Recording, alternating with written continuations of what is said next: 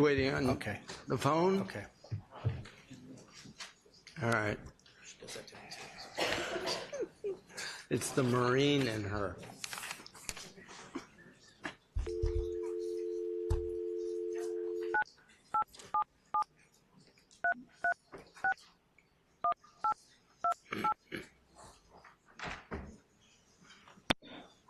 Welcome to AT&T's teleconference service. Please enter your access code, followed by the pound sign.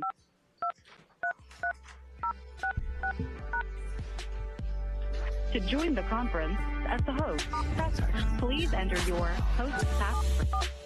5, 4, 6. At the tone, please speak your name. W. Orcog. There are 1 participants on the call, including you. You are joining your conference as the host. For a menu of available commands, press *#. What's the number I want to call in?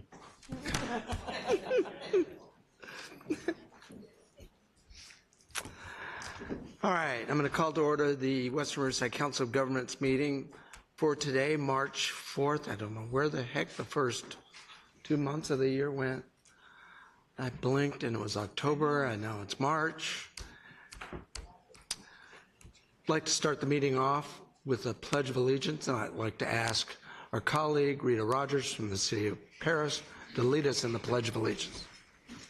Please join me as we salute our nation's flag.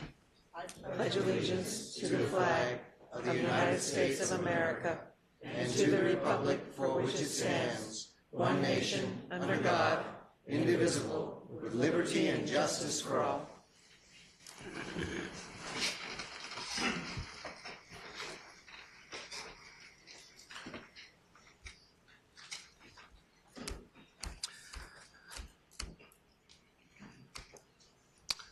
So select yes on the screen in front of you to indicate that you are here.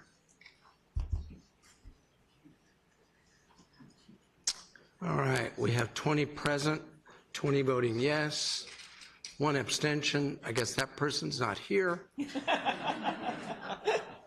What? Was that you, Brenda? No.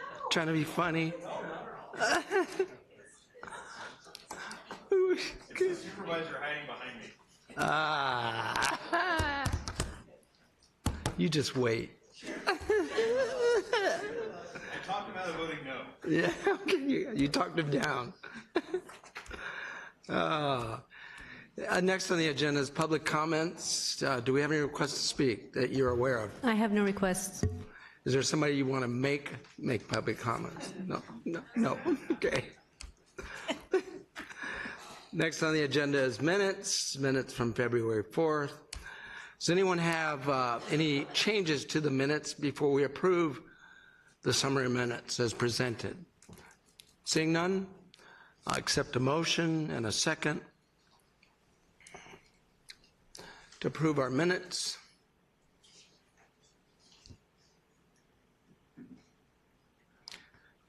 We're waiting on the City of Eastvale. Yeah, my screen is stuck. Okay. Are you voting yes? Yes. All right.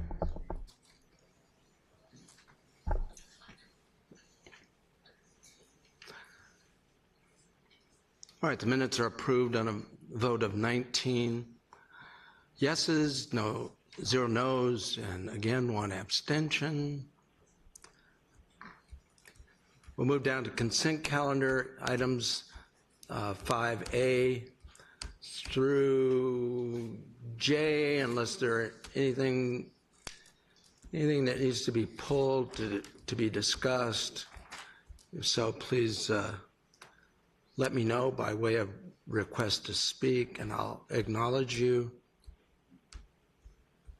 I'm stalling till we get the... Okay. All right. We have a motion and a second on the consent calendar.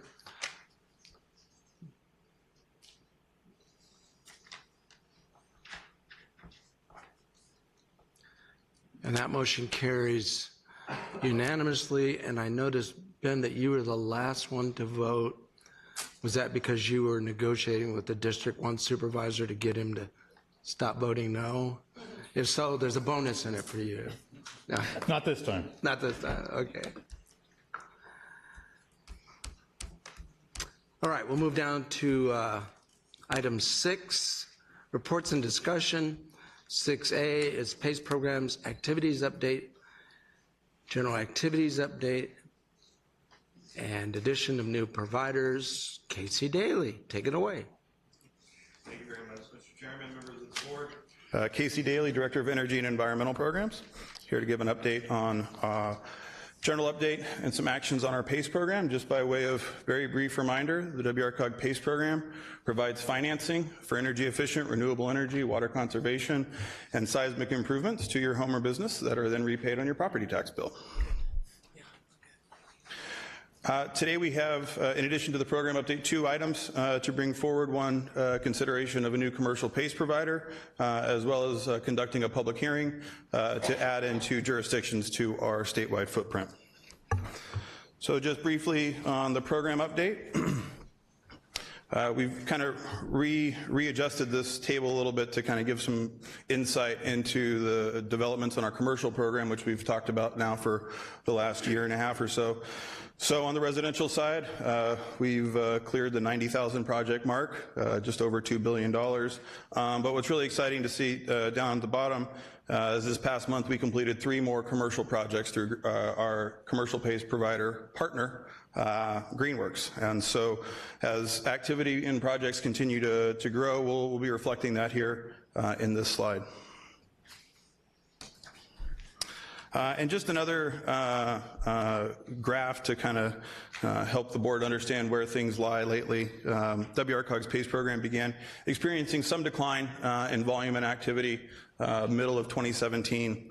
And the 2 main drivers for that, one, what we see to the left of the first red line, we attribute that to just additional competition within the commercial, or the residential program. So for a long time, WRCOG and California Hero kind of were alone in the statewide program, and now as we've had more providers come in, it's understandable to see competition has led to a bit of a decline.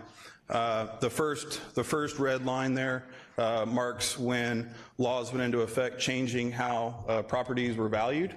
And then the second red line, which came into effect this past April, reflects a major shift in the law where AB 1284 came in requiring ability to repay standards. So we've seen the declines and the result of this legislation impact our program. That being said, staff has taken several actions to address this, to right-size the program consistent with the volume. That includes reductions in staff, reduction in legal and consulting expenses, as well as an increased focus on adding in new commercial providers that can operate within the WRCOG statewide footprint. Speaking of new providers, today we're here to present for consideration Lever Energy Capital. Lever is a commercial PACE-only company based out of Colorado. This past January, we conducted a site visit, went out to their offices. Late January on the 29th, our ad hoc committee met, received a pretty thorough presentation from the Lever Group, and then on Valentine's Day, the Admin and Finance Committee heard the same proposal, and we received unanimous recommendations out of both ad hoc and Admin and Finance to come here. Just one thing to note, it's on the slide there, but Lever would be able to operate within our statewide footprint. So this is the big, statewide program. So we're really excited about that. And then just by way of, if you're keeping track, if the board does vote to bring in Lever, that'll bring our total commercial-only PACE providers to 4 that are operating within our statewide footprint. So we have 4 commercial providers that'll be operating statewide. So to reference that chart earlier to talk about the decline in PACE, this is how we're dealing with it to increase the revenues, increase the volume and activity, and subsequently increase the revenues. Finally today, we have a public hearing to consider bringing in both the city of Alameda and the city of Santa Barbara into our statewide footprint. So that concludes my presentation. I know we have a public hearing to get to, but if there are any questions, if there's any comments from the ad hoc committee that you'd like to give, I'm more than welcome to answer any questions or listen to any comments. Thank you very much. Thank you, Casey. Are there, looks like Moreno Valley has a request or a comment. Actually, Temecula, I pressed the wrong button. Okay, Temecula, floor is yours. Yeah, so the PACE program, does it have, is there a set of rules that each provider has to follow, such as they can't charge past a certain interest rate, they have limitations on how much they can charge to replace units and stuff like that? Is that something that is in the program? Absolutely. We have an entire compliance team that is an internal WRCOG staff team that looks at the assessments as they're coming through to ensure that the underwriting amount, the total project size is consistent with what they're eligible for. We have through 90,000 plus assessments identified kind of a band of price ranges that an air conditioning system or insulation or solar panels should be. So we're looking at that too as it's coming through to ensure that within a certain minimum and maximum, they're not going outside of that.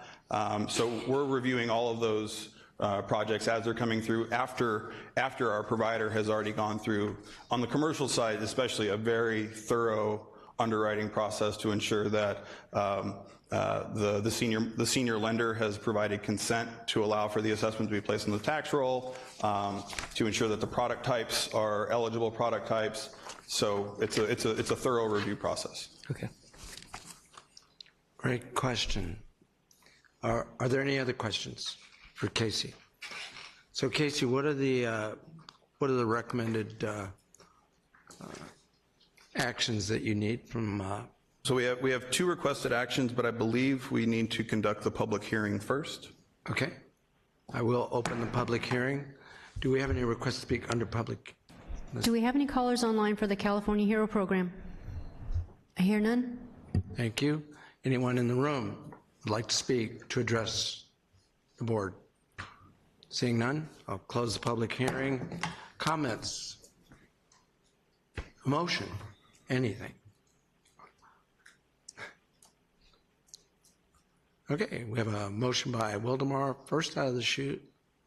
City of Norco, seconded. Please register your votes. That motion carries 21-0. Thank you very much. Unanimous. Thank you. Our next item is a report from the League of California Cities. Aaron Sassy.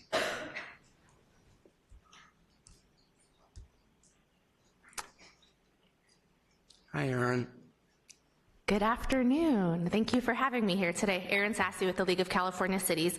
A couple updates for you. One, I don't know if you saw, but the CAL FIRE decision came out today. So basically what that did is it upheld PEPRA, and it said that when it's not a vested right when you purchase airtime, and it says that airtime is not considered a deferred compensation. It did not touch the California rule, but basically the state can cancel that airtime. So just wanted to make sure you all know about that. I think we'll be sending something out later today.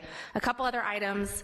I know that we've been fighting the Bureau of Cannabis Control for the regulations that they implemented requiring deliveries. At our board meeting recently, the League did approve us to help in that legal battle, so we will be doing a financial contribution. There are several cities that have already decided to litigate, so it's likely that we'll also do a lot of behind-the-scenes help with that, but we'll also be sending in some money. So if any of your cities would be interested in joining that effort, have your city attorney reach out to our attorney, Patrick, to do that.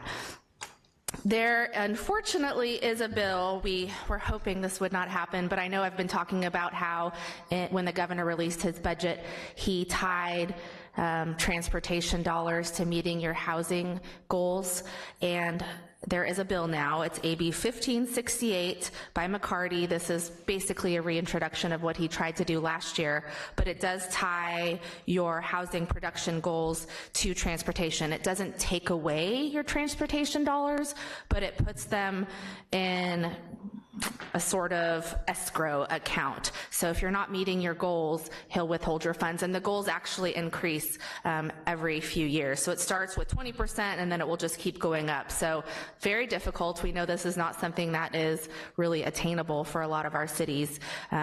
There's been a lot of pushback in the legislature for this proposal. They brought it up in a budget hearing. A lot of Democrat lawmakers were actually opposed to it. So we're really hoping that this is something we can kill, but you should all be doing an opposition letter. We're coming out opposed. We'll have a sample letter shortly, but it's AB 1568 by McCarty. Another bill that's kind of along similar lines, but we don't have a position yet just because we have to examine it a little bit further, but it's AB 847 by Grayson. This has a little bit more to do with grant funding related to SB1, and if you're meeting your production goals at certain levels, then you would get preferential treatment, or you get a little bit of a boost when you're applying for some of the grant funding within SB1. Still having requirements to housing, so we don't really like that, but it does give you an incentive or preferential treatment when you apply for those grants. So more information will be coming out on that. I know we're looking at it a little bit further. It's likely going to have to go through our policy committee process because this is a little bit different than our existing policy. Another bill is AB 147. This is one that we're supporting, and I want to recommend that all of you do. So far, it's been moving through the legislative process pretty quickly. It is also doing urgency, but it fixes some of the glitches with implementing the Wayfair decision. They really want to get this bill passed and signed by April, so it's really being fast-tracked because it would allow our state to collect some of those sale and use taxes. So definitely something that we think is positive, and we don't really see a lot of opposition, but we always want support if we can get it. So AB 147. There's also some grants. I just sent it out to all of your city managers today, but the Bureau of Cannabis Control does have some grants available for cities, actually $10 million for cities and counties. So you have to apply for that, but your city managers do have that information as of today. I know this bill I've talked about several times, but AB 213 by Reyes, this is the one that would restore funding for cities that had inhabited annexations. This will be heard very soon, and aside from Temecula, we haven't heard from any other cities, so I really do need letters of support, and the cities that would receive funding in addition to Temecula are Riverside, Beaumont, Lake Elsinore, and San Jacinto, but really just as a matter of principle, I think all cities should be supporting this. Not only does it restore funding for the cities that lost it, it would also allow for future annexation. So if you ever plan to potentially have a future annexation, this would help you. Lastly, HR 530, I know I've talked about this in the past as well. This has to do with the 5G technology. It basically takes away your control, or the FCC adopted regulations, basically taking away your local control for the 5G technology. It doesn't allow you to set what fees you want, and it doesn't allow you to have a lot of input in the placement. We beat this last year. They went to the federal government, got those regs passed. So HR 530 is a bill that would repeal those regulations. I know in the past I was saying, talk to your congressional members and ask them to sign on. We still want that, but now we're also looking for cities to support the legislation. So we have a sample letter available for all of you to use. March 11th, so next Monday, is our next division meeting. The City of Desert Hot Springs is hosting it. There are optional tours that you do have to RSVP for of a cannabis cultivation site. So if you haven't done that, it's definitely something that's interesting. It's going to be prior to our meeting, so if you want to do that tour, they have time slots available. You have to sign up, and then our dinner is at 5:30 with the meeting at 6 p.m. So 5:30 reception, 6 p.m. dinner. How long is the tour? You know, when I did it in the past, it was about 45 minutes to an hour. I know they're going to try to get as many people, so they may have to speed them up accordingly. So, but they start at 3 p.m., so you should be able to do a tour prior to the meeting. With that, I'd be happy to take any questions, but thank you for having me today. Aaron, I have one question. You started out with, and I didn't get all of the detail, airtime purchases. What was the ruling on that? It basically said that it's not a vested right to purchase airtime. Okay, so if you haven't already, you won't be able to do it going forward. Yes. Those that have purchased in the past are okay? I believe so. Our attorneys are examining this a little further, but they're basically saying it can be taken away. So, Okay. yeah, they can remove the ability to purchase it. City of Temecula. The Dynamex ruling, has anything gone through the legislative process to kind of solidify that ruling? I heard rumors that the legislative body is trying to basically put teeth to it now. I saw something on that. I need to get some additional information, so maybe I can loop back with it. Okay. Because our lobbyists haven't talked about it yet, but I did see that discussed in a different meeting. Okay, all right.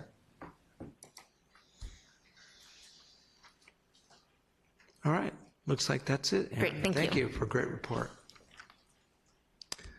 Next item on the agenda is 6C, options for potential WRCOG assistance for regional housing needs assessment, RENA update. Chris Gray. Good afternoon, members of the committee. Christopher Gray, Director of Planning and Transportation for WRCOG. I'm here to talk about some potential options to help you with the forthcoming RENA update. Just to give you some background information, the state, as Aaron has discussed, is making a stronger push for local agencies to build housing. It's a priority in Governor Newsom's budget. Our region continues to build fewer houses in our population growth. Over the last 5 years, we added about 125,000 people. We built about 25,000 housing units. So our rate of housing construction is not keeping pace with our population growth. In addition, we have a significant number of our residents who face challenges with even paying for housing. For example, in most of our jurisdictions, the vast majority of our jurisdictions, over half of our renters are paying more than 30% of their gross income. So this is a standard the state and federal government uses for whether you're housing burden. So this means that out of your gross paycheck, before taxes, everything else, you're paying more than 30% for your rent or your mortgage payment. So since 1980, the state has a mandated process called the Regional Housing Needs Assessment.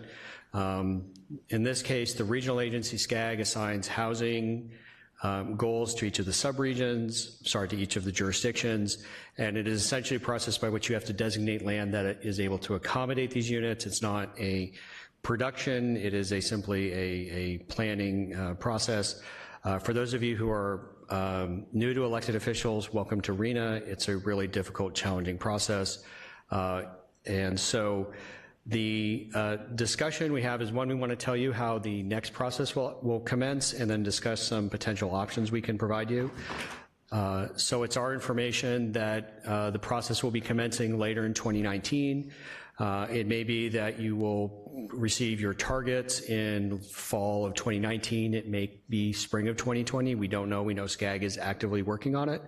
And so for discussion today, we want to talk to you about 3 potential options we've been considering to help you through this process, and also let you know that several agencies have asked us to look into what is called sub-regional delegation.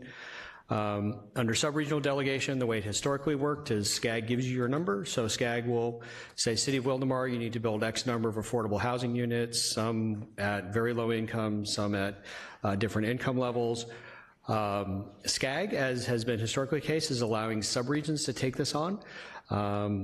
So what that is, they're leaving it somewhat flexible. A subregion could be defined as a COG. It could be defined as a grouping of agencies. So for example, 2 geographically contiguous cities such as Temecula and Murrieta, or the cities in the past could get together and say they'll handle their allocation themselves.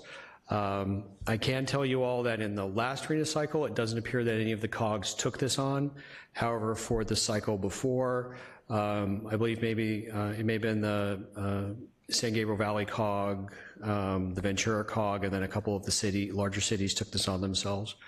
So how would it work? Well, what would happen is we would have to, if WRCOG were to take this on, we'd have to submit to SCAG and HCD the formula we would use and outline the process. SCAG would give us the number of units that would, by income level, that would be assigned to the subregion, and we would work with you to provide it, and then SCAG and HCD, as they would on any local agency, then have to approve the allocation. I will tell you that some of the unknowns are how much this would actually cost. I can tell you that we went through an exercise in 2018 to provide technical assistance to each of your agencies to review your numbers from SCAG. So SCAG has already done preliminary growth projections for all of our cities. We provided that assistance on about $15,000 per city, and 7 of our cities took up on this. So based on that, we're estimating it may cost upwards of $250,000 to do this. SCAG has initially said they will provide about $2,500 per jurisdiction. I believe they earlier took action to say they're willing to allocate an extra $50,000. So for the WRCOG subregion, that would be about $100,000. In addition to the cost, one of the challenges is the whole who's legally liable. So under the current process, SCAG isn't liable. So if SCAG gives you numbers and you go through the RENA process, SCAG can't get sued, but you can get sued. So you could get sued by a homeowner, a third party, a housing advocate. And then the other issue is, when we finish this process, do we come up with different numbers than SCAG? Possibly. We don't know. We have never done this before, and it remains to be seen, because this allocation process is not only subject to SCAG and HCD rules, but there's a variety of legislations that passed in the last couple of years. So we don't really know if at the end of this process we would come up with a different number than you would otherwise. So just to let you know, this is a discuss and provide input item. We're not asking you to take any action. We have presented this to our planning directors, where the best quote is, "We'd rather fight with you than SCAG." Several of our city managers said they don't want us to fight with you, so they don't want us to do this. So we have differing levels of opinion. I will say that staff from Riverside County has asked us to look into this issue. City of Riverside staff have also asked us to look into this. We need to do more due diligence to know what the complete list of pros and cons. So what we're planning on doing is one, we want to tell you we're looking into this, and that's really what we're here to do today, and also hear from you any initial feedback you have. But we're going to take this to the planning directors, the city managers in April and May, have a more full discussion with them, bring this back to you in May and June, and based on the last set of guidelines, we have to give SCAG an answer roughly by the middle of June 2019. Mr. Chairman, this is simply a discuss and provide input. We're happy to hear from you, but we will be bringing this back on both to the Admin and Finance Committee for discussion and recommendation, and then also for this body for final recommendation as well. All right, thank you, Chris. Any points of discussion anyone would like to raise at this point? I can ask a question.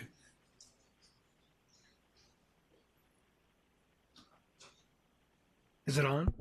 No? Is there any difference in the methodology that SCAG would undertake versus WRCOG in coming up with the allocation? So we would have to submit the formula to them. And what we don't know is if we submit a formula and they come back and say, no, we don't like that formula, you have to come up with a different formula, we may end up with the same formula they would use anyways. We don't know. We would have to, as part of the way this works is we have to first say we will do it.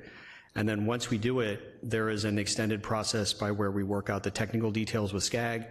We negotiate a formula with them and the Department of Housing and Community Development, so it's unknown as to whether there would be a radically different outcome if we were to do it or SCAG were to do it. Right, especially considering SCAG may be inclined to desire WRCOG to use the same methodology. That's absolutely correct. Any other questions? And Chris, how do you want to receive, are you planning to send out an email requesting comments from members, or? I would just encourage, if any of you or your staffs have questions, we'd be happy to come out and meet with you. We have a follow-on meeting with Riverside County staff. I've been having ongoing meetings with staff from the city of Riverside. We're also using our planning directors to get feedback, and then we're anticipating having an extended discussion, I think, at the April Admin and Finance. But if any of you have significant concerns or want more information, it might be best for us to just come out and meet with you and your staff at your convenience. All right, it looks like you may have a question from the city of Riverside. Just a reminder to the executive board here that I am your RENA representative in the county of Riverside. We had a meeting this morning as arena subcommittee member, we do meet at the offices, the SCAG offices just down the street. So it's very close by if anybody cares to come on the first Monday of the month from 10 to noon.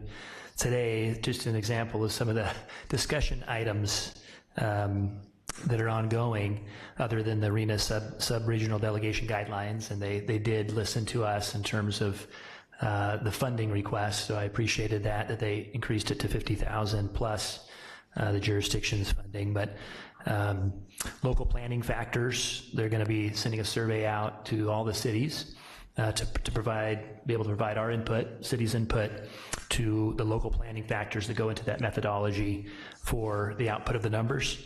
The other two just discussion items, which took quite a while to go over today, was SCAG's regional determination consultation package and overarching principles for social equity distribution. So if you're interested in this very complex algorithm that they're trying to create, the methodology behind the numbers, you're more than welcome to come and see me, and we can talk some more. You can go online and see the agenda, or you can come to those meetings the first Monday of the month from 10 to noon at the SCAG offices here in Riverside. And Mayor Bailey, I just want to add that SCAG staff and SCAG representatives are always available to come out and discuss this topic. I would, however, warn you that it is incredibly complex, and you may not stay awake for that. But we are happy to share with you, as the process moves forward, they have offered to come out and present on that. My brain is still swirling from that. But one point of pride, I would say, is Desert Hot Springs in the last cycle, or was it the cycle before? Russell Betts is the what do you call it? My other guy. What do you call it? Alternative. My alternate person. See, I told you my brain's still swirling from the meeting. So Russell Betts is my alternate on that, if you know Russell, but he engaged many years ago on this, and because of that, and because of his city's specific needs, they listened and put in a multiplier effect for low-income housing, so that lower income cities were not burdened with even more low-income housing. So there's a formula, 110% was the number that they agreed upon to be able to level, so to speak, the playing field in terms of who was giving higher, numbers of low-income housing. And so they do listen.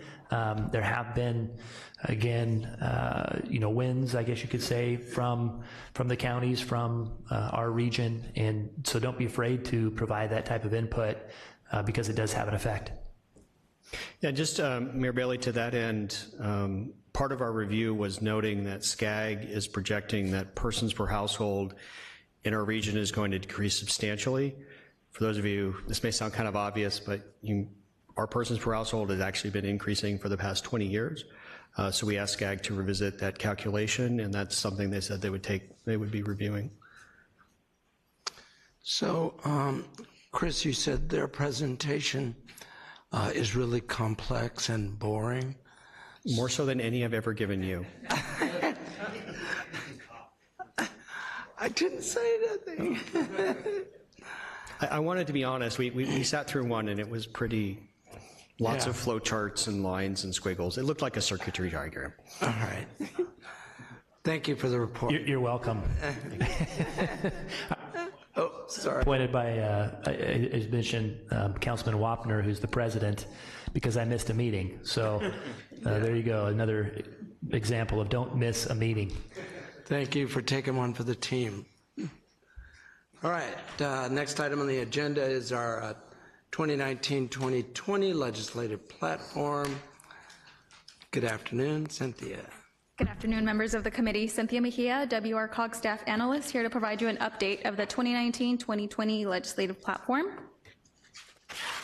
The platform is updated every 2 years at the start of the California legislative cycle. As in previous years, the platform is comprised of 8 general platform components from WRCOG's Economic Development and Sustainability Framework. New this year, staff has added a housing priority area. Adding housing as a priority area recognizes the acute impact that the statewide housing crisis has on the WRCOG subregion. Over the past decade, as you heard with my colleague Chris, the rate of housing construction hasn't kept up with demand due to various reasons, including rising costs of construction and the loss of redevelopment dollars. In the past few years, a number of bills have also been passed at the state level in an effort to increase both affordable and market rate housing, but that legislation has seemed unsuitable for the subregion. Oftentimes, the legislators passing those bills are from Northern California, so there is a disconnect there, and they may not necessarily understand the nuances with demographic and density challenges that Western Riverside County faces. This changing legislation has ultimately made it difficult for local jurisdictions to comply with and isn't making it easier to house a growing population. WRCOG has shared a copy of the draft legislative platform with various regional stakeholders listed on your screen, including RCTC, our planning directors, city managers, and the County of Riverside. WRCOG asks that all comments of the draft platform be submitted by Friday, March 1st, which was last Friday. Staff received 2 responses, one from RTA and one from RCTC. There weren't any substantive changes made to the platform, but a copy of the update with their comments is in your folder for reference since it changed since the agenda went out. By adopting this platform, the Executive Committee provides guidance to WRCOG staff in expressing its members' interests on specific policy areas.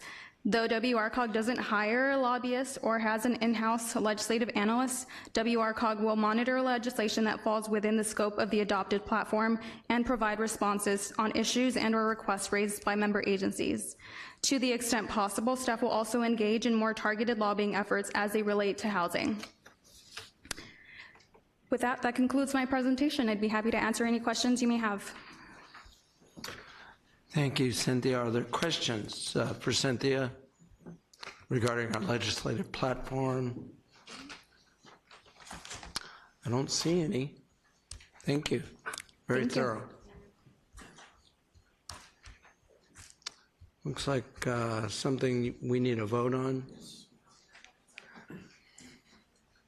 Sorry, there is a requested action to adopt the draft 2019-2020 legislative platform. All right, I have a motion and a second. Please register your votes.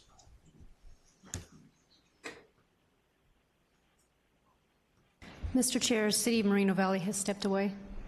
All right, how about Beaumont? No?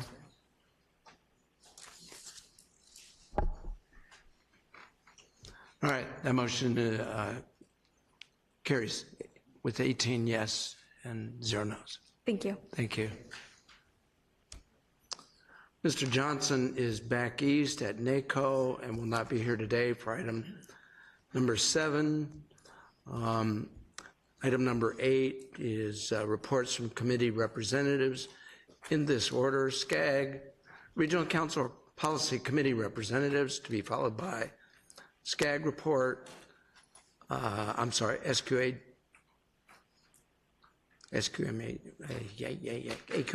Ben Benoit, and CalCog, Brian Tisdale. Do you have something you'd like to? Yeah. Just turn your mic on and talk. Talk away. Yes, I have a report from the Energy and Environmental Committee. Overall theme for the day was who are we planning for? And so it was, we actually ended up receiving a presentation from Louis San Antonio Healthy Community Institutes emphasizing planning for a mix of environment improvements as well as social service, family amenities, schools, libraries, and affordable housing, and to create a complete community. So an enhanced analysis is underway to further that.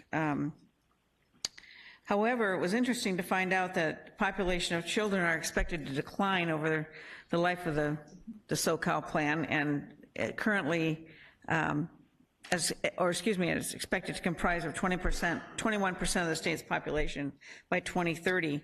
That'd be down 33% from the 70s. So it's interesting that the ratio between the senior population and they're trying to get the senior population and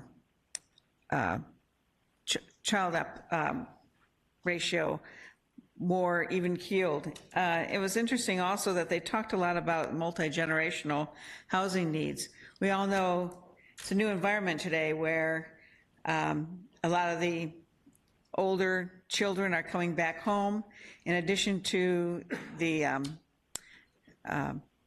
children also taking care of parents, and that those needs need to be met with the housing developers. So there's more to follow on that, I'm sure, but it was an interesting concept, and I think we're all pretty much aware of how that dynamic is changing. So that's all I have on that. Thank you. Next speaker is Ben Benoit, ACOND. All right, is my mic on? Yeah. It's interesting, my button says microphone off and the light's not on, but I guess my mic's on. So our big issue at this last ACOMD board meeting this last month is for the indirect source rule for warehouses. We took over an hour and a half of testimony on that ruling, and this was just a presentation update for the board. It wasn't the actual rule coming forward yet. But if you have warehouses in your communities, you're looking at warehouse development, and you're curious about this rule, please go ahead and reach out to me, and I'd like to get your input as far as your city and what we're seeing. I will tell you that overall, what we're seeing as far as our rule was support by most of the people who are coming to the board to testify. But of course, it's a large contingent of environmental groups at this point, and we're waiting some more to hear from more of the warehouse operators and owners how this is going to affect them. But this basically is a rule looking at the warehouse operators, trying to make sure that the fleets that are coming to them are as clean as could be or could be cleaner. What's interesting, though, is most warehouses don't actually own their fleets that come to their doorsteps. So that's where the rule is going to be an interesting rule to see how this comes out, both just for the rule itself and then legally afterwards. So although I was not there, this is all from just watching the recording. So please, again, if you have any questions on this, please reach out to me. Thanks. Thanks, Ben. City of Calumet, did you request to speak? I did. I have a report on SCAG if you want to hear it. Oh, yeah, we do. I'm on a committee at SCAG now for a district evaluation subcommittee meeting. And as you know, we have gone through this process to establish a new regional district. Actually, ARCOG did a few years ago. So what we're doing now is studying what should the size be. Right now, the rule, or not now, we just got through rejecting that. You have to be a city of 245,000 plus to be an individual district. For example, City of Riverside has got over 350,000, I believe, and they're an individual district, so they can appoint their own person. Most of us are in a consortium of 3 or 4 or 5 cities, or even 6. And so we have to get together and vote for our representative. And so that's going to stay the same, again, rather than being a 200,000 level to be a individual region. And even a consortium has to be now 245. We upped the ante. It used to be 200,000. Right now, Moreno Valley, I think, has got 200,000. San Bernardino City has 200,000. Santa Clarita is over 200,000, and they are all clamoring to become a district. And what it was going to do is inflate the regional council. The regional council years past said we're going to stick at no more than 70 individual districts. Whether you're a standalone district like Riverside or whether you're in a consortium, we're only going to have 70 seats in essence. So by increasing the minimum requirement to be an individual district to 245, or to form a district with 4 or 5 or 6 cities, it has to be 245,000 to be that position. And I think I got that right. Anyway, no, and it is now you have to be 245 to qualify, and they're going to try to hold the districts between 245 and 345. Also, right now, ARCOG used to do the elections for the SCAG regions, and now, for whatever reason, SCAG is taking that election process over. And if you're an odd number district, I'm in District 3, your election has to be in the odd number years. So that's coming up. So anyone that's sitting on SCAG right now that's a regional representative, if you're an odd number, you're going to have an election. I don't know if you've heard. but they are sending out reminders now. So that's basically it. There are new rules, and SCAG has taken over the process. I've yet to see what the rules that SCAG are going to issue. In the past, RCOG has been able to have phone-in on the day of the election. You could phone in or meet here, and my understanding is now they're going to do away with the phone-in calls, so you have to show up at wherever the election is going to be. You have to show up to vote. Each city, each council member has a vote in your district. So my district's the Pass area, Banning, Beaumont, Calamasa, San Jacinto, and Hemet. So that election will take care of those. So if you're in a region, if you're going to vote from now on, if you want to run, you have to get the majority of the votes. That's all I have. Thank you. Thank you, Mr. Hyatt. Calcock, Brian Tisdale. Yes, our next leadership conference is next week, and then I will have a report.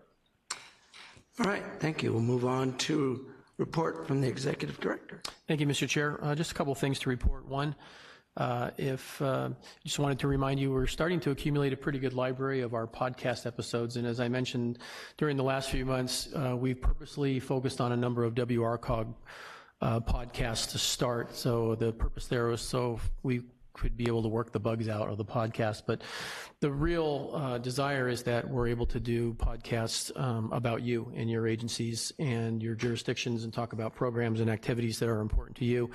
So we're hopeful that you will notify us about any issues that you would like to talk about, and we'd love to schedule a podcast for you.